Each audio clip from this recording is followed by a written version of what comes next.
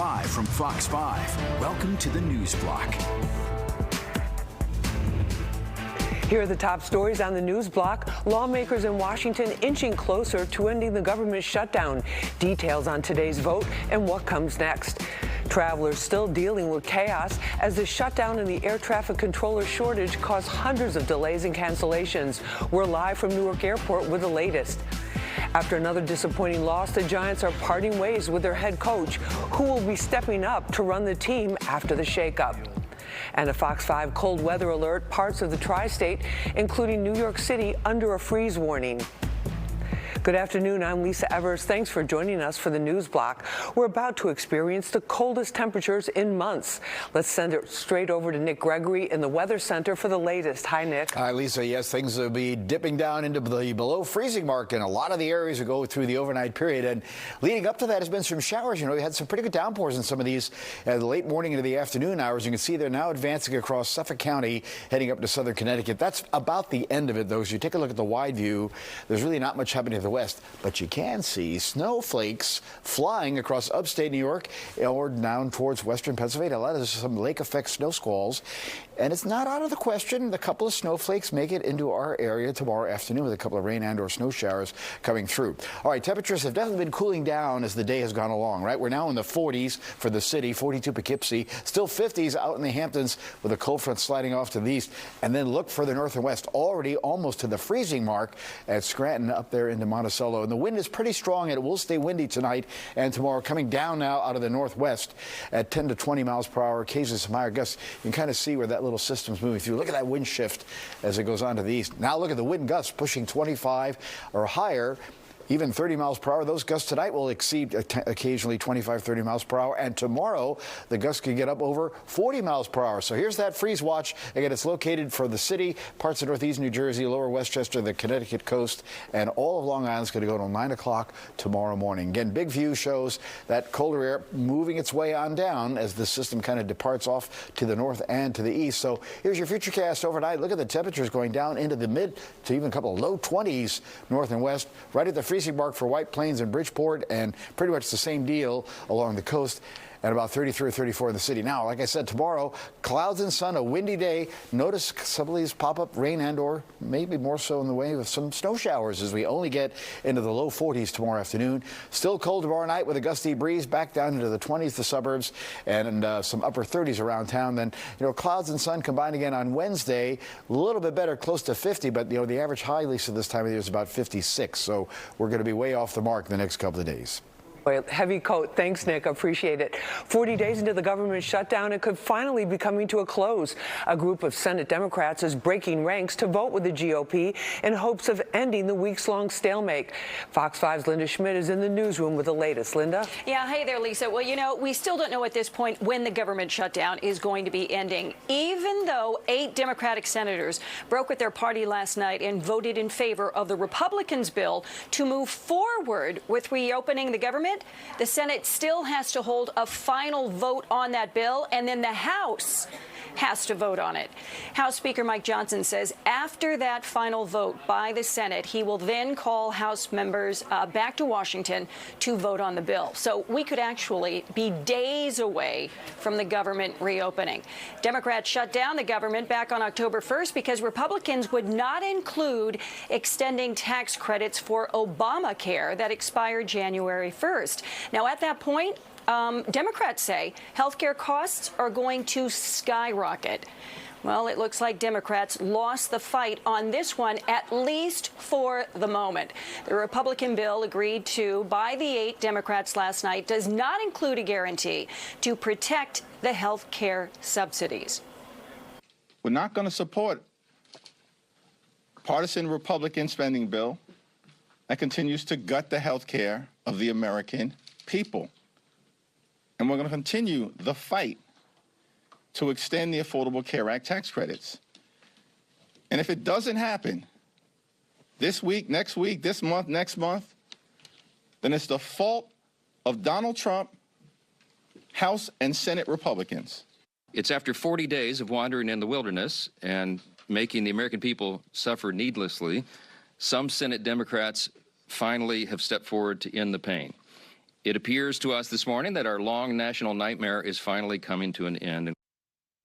All right, now the Republican bill would reopen the government until January 30th. As for the Obamacare subsidies, Senate Majority Leader John Thune has promised the Senate will vote on the health care tax credits in mid-December, so not too long from now, the middle of next month. But there is no guarantee that it will pass.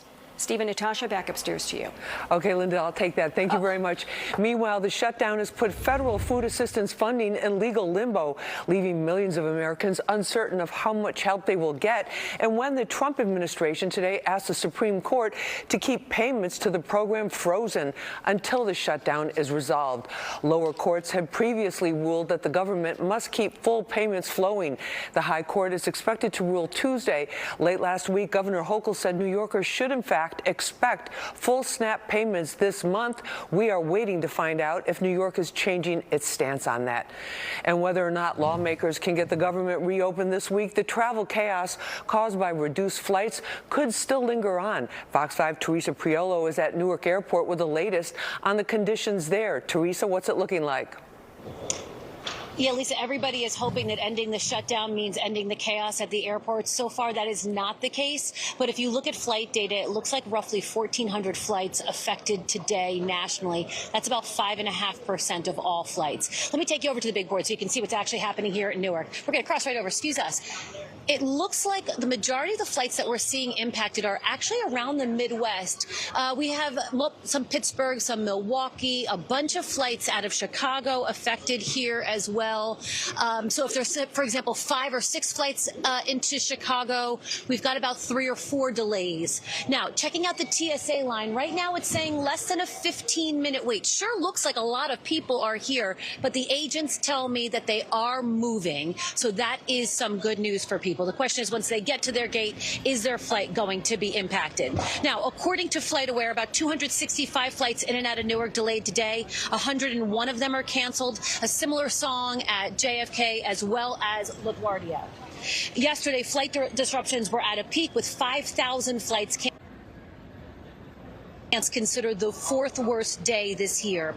Travelers are attempting to take these delays and inconveniences in stride, knowing that they might not get to their destination on time, but at least they are being paid, which is not the reality for TSA agents and air traffic controllers. I spoke to Crystal Sullivan from Chatham. She travels often for work. I'm talking 2 to 3 times a week she flies. Her flight yesterday was repeatedly delayed, and then once they got on the plane, they sat on the tarmac for 3 hours. I think it was 9 hours, total delay. I was able to get on last night. We got onto the tarmac. We sat on the tarmac for over 3 hours. They did warn us that there were, at that time, 20 flights ahead of ours that were going to take off. It proceeded to just, pile up. It became 25 flights. I'm not sure how they jumped in front of us, but it did. And ultimately, the pilots ended up timing out, so they had to cancel the flight. And so everybody got off and they had to search for their luggage, which is a whole nother mess. Now, she was also told by flight attendants that to do whatever she could to get out of Newark, to leave Newark and get to another city. Once she got to another city, chances are her flight would take off no problem and she'd be able to get to her eventual destination, which was, in fact, Chicago. Lisa, if that doesn't tell you everything that you need to know about what is happening here, she's being told to, by any means necessary, leave Newark, and you'll get to where eventually you need to go. Really incredible. Teresa, thank you very much for that report. We appreciate it. And developing Giants head coach Brian Daboll fired. Daboll getting the boot one day after a loss to the Bears, where they blew a 10-point lead in the 3rd quarter. He had just 20 wins with 40 losses and 1 tie over his 3.5 seasons with the Giants. President John Mara and Chairman Steve Tisch releasing a joint statement reading, quote, "We spoke this morning about the direction of our franchise on the field, and we have decided that at this time it is in our best interest to make a change at the head coaching position," end quote. Assistant head coach and offensive coordinator Mike Kafka will take over as interim head coach. And Mayor-elect Zohran Mamdani is moving forward with staffing up his incoming administration.